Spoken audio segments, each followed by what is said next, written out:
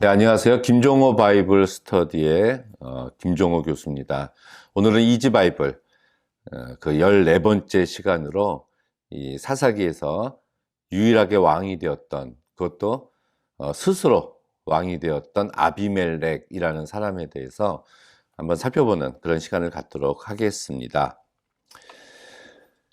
이 아비멜렉을 얘기할 때 세겜이라는 그 장소를 우리가 얘기하지 않을 수가 없어요. 아주 중요하게 등장하는 이제 지명이지요.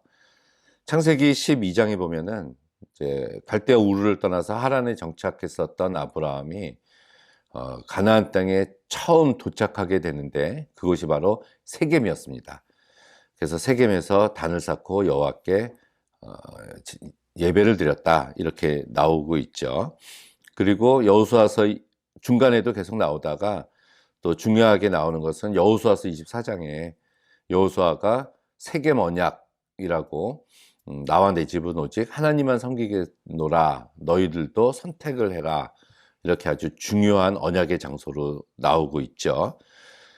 그래서 이 세겜이라는 곳은 그 성소의 의미도 있었고 굉장히 그 하나님을 기억하기 위해서 좋은 장소였는데 지금은 이 시대 때는 하나님을 버리고 이 세겜 사람들이 우상 숭배를 하고 있었다는 얘기였습니다.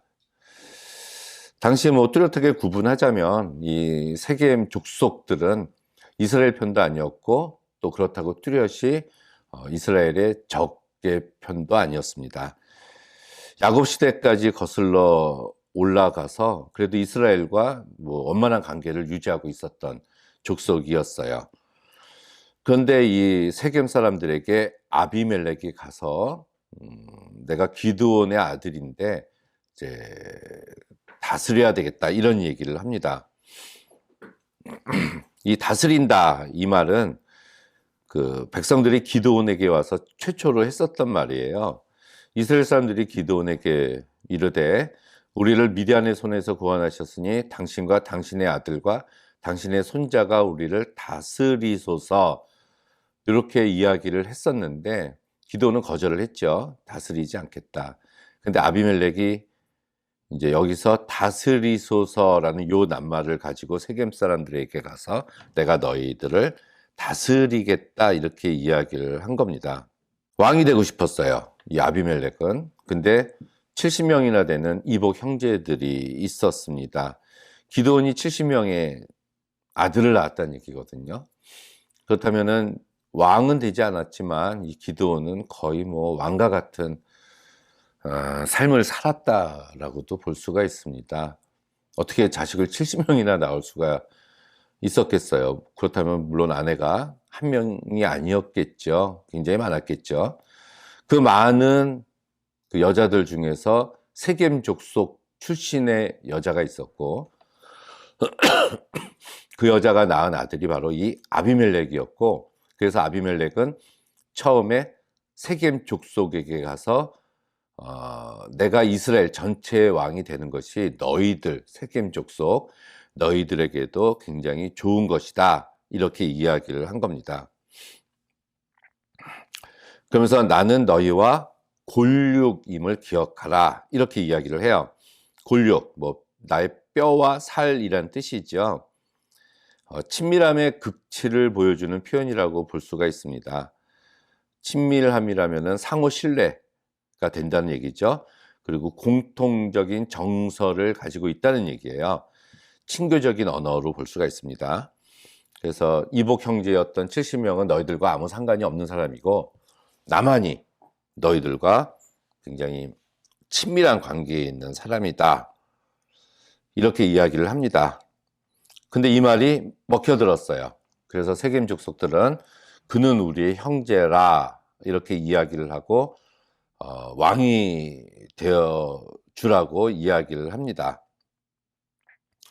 형제, 혈연, 형제라는 논리 속에서 이 하나님이 사라져버린 순간이 됩니다.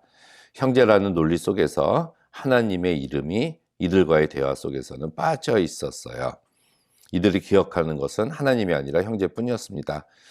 그래서 세겜 사람들이 당시에 그 자신들이 섬기던 이방 신전에 가서 그 은 70개를 얻어와서 아비멜렉에게 주고, 아비멜렉은 그 은 70개로 그 경박한 유, 그러니까 깡패들을 사서 자기 이복 형제 70명을 한 곳에 모아놓고 바위 위에서 다 모두 죽여버립니다. 원한 관계가 있었던 것도 아니고요. 피치 못할 사정이 있었던 것도 아니고요. 오직 자신이 왕이 되기 위해서 형제들을 죽인 형제 살인을 한 사람이었어요.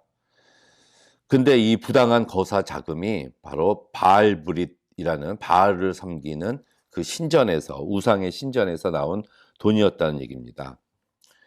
방탕하고 경박한 유의 사람들, 아주 저돌적이고 악한 이들, 돈만 주면 무엇이든지 해결해 줄 수 있는 깡패와 같은 사람 70명을 샀다는 얘기죠.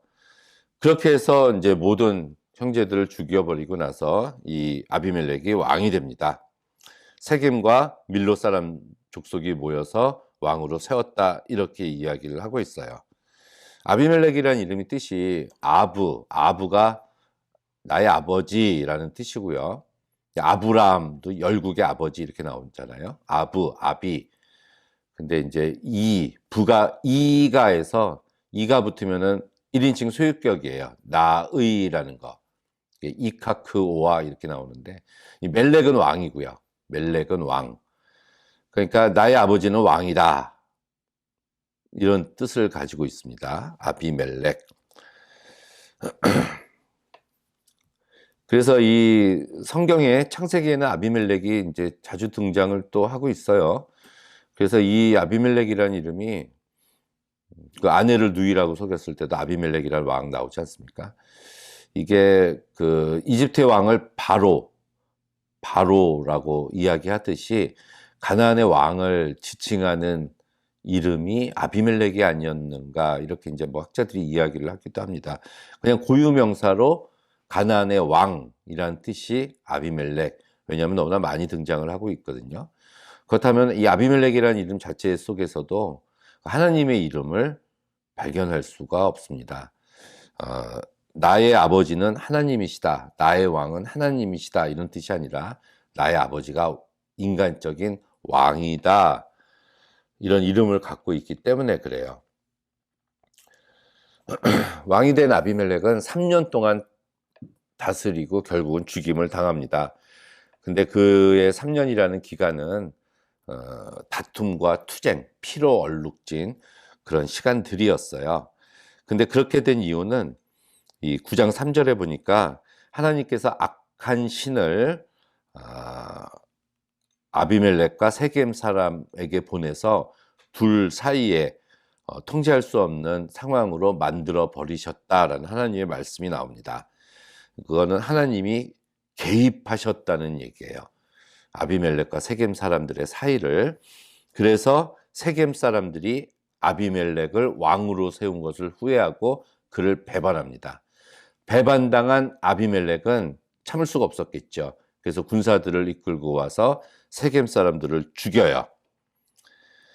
결국은 세겜 사람들에게 의해서 최초로 왕으로 세워졌는데, 채 3년 지나지 않아서 그 자기들이 세웠던 아비멜렉이 와서 자기들이 이제 죽임을 당하게 되는 그런 처지에 놓이게 됐어요.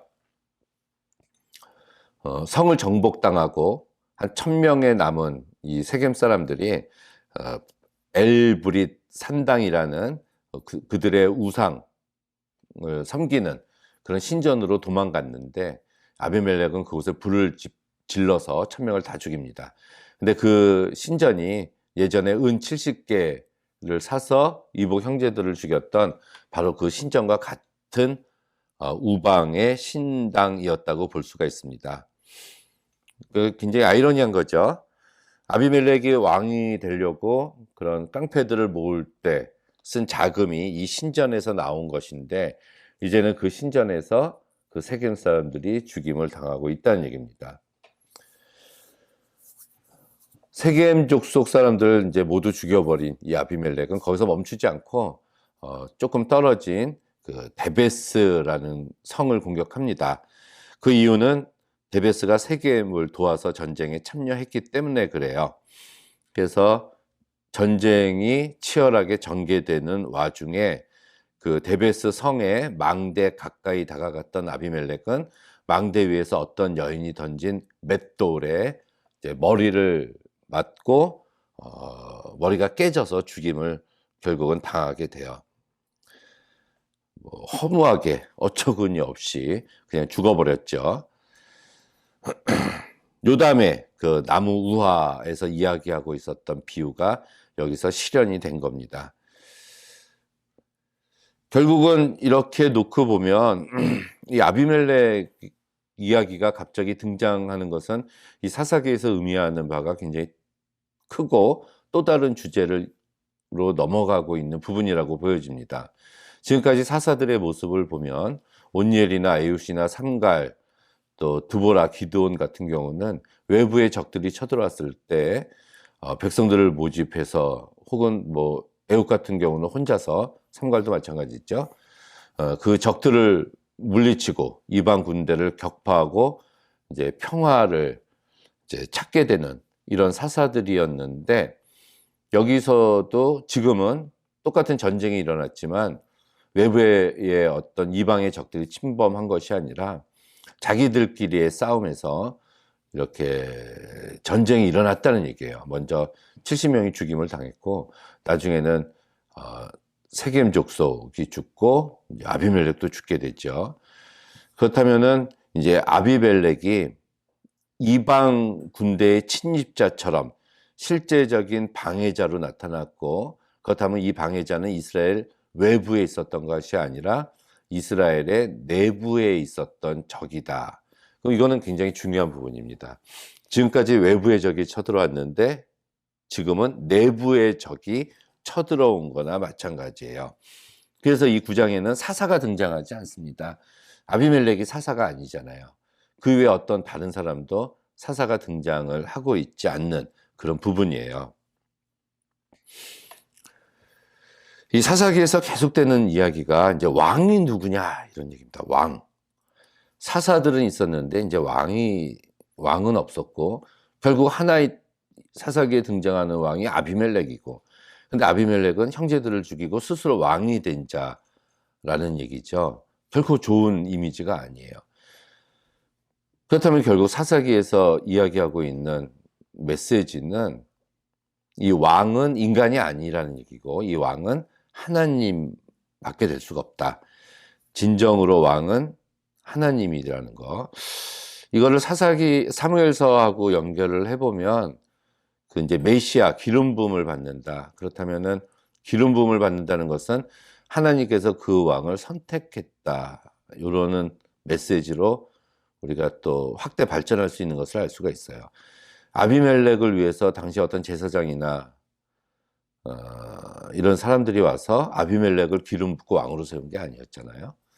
스스로 왕이 됐다고 이야기를 하고 있으니까, 결국 하나님의 뜻을 무시하고 인간들 스스로 왕을 세우는 일은 악한 건데, 더군다나 이 왕이 되기 위해서, 스스로 왕이 되기 위해서, 또는 일부러 이제 왕이 되기 위해서 수단과 방법을 가리지 않고 깡패들을 동원해서 형제 70명을 죽이면서 왕이 되는 이런 모습들은 하나님이 보시기에 참을 수 없는 것이고 심판을 내릴 수밖에 없는 부분이다 라고 이야기를 해주고 있습니다.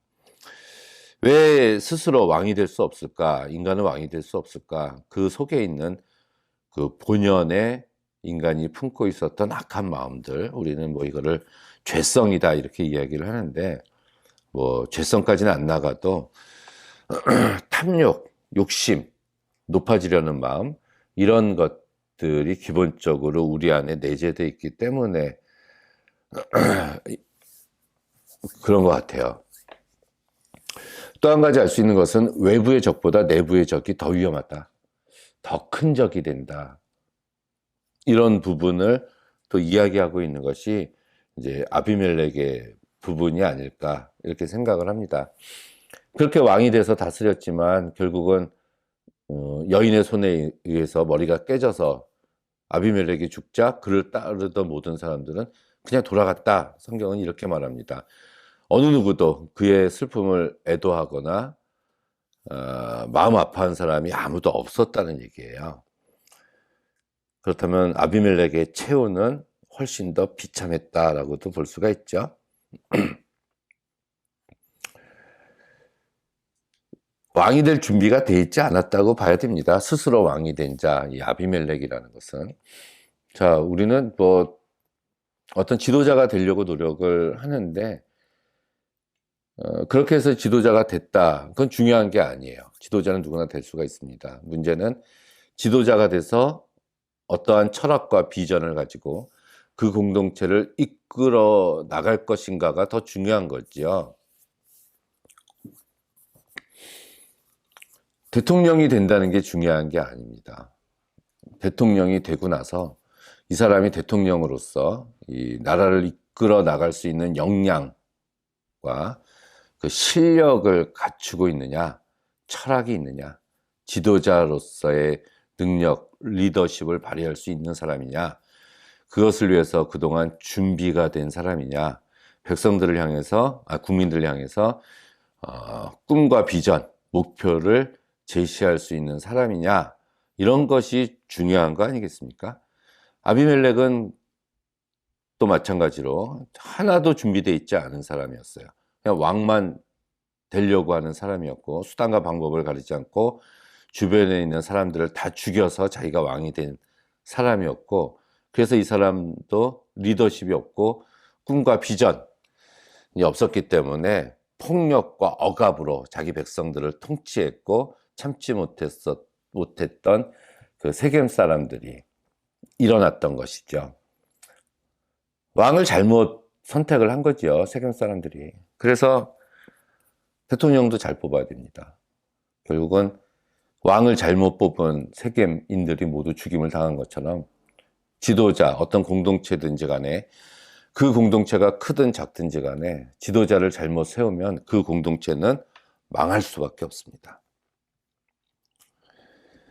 그래서 이 8장 34절 기드온이 죽고 나서 입다가 등장하기 전까지 10장 6절까지 여기에는 여호와 하나님이라는 이름이 한 번도 등장하고 있지 않아요.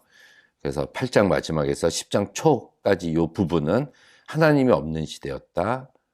인간이 왕이 되려고 하는 시대였다. 가장 악한 구약 역사 중에서 가장 침울하고 어두운 시대가 바로 이 부분이었다라고 이야기를 할 수가 있습니다.